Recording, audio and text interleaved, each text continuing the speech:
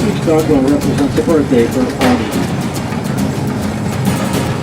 The blue cars on your left are used to mine lead at the Springfield Mineral Corporation, which is located on Donaldsburg, Missouri.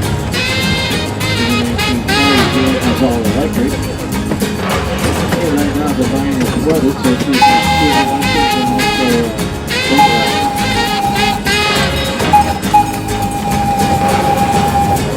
And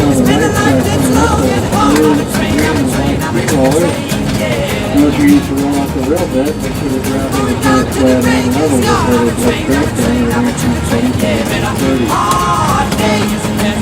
And the other thing, the blue buses in Missouri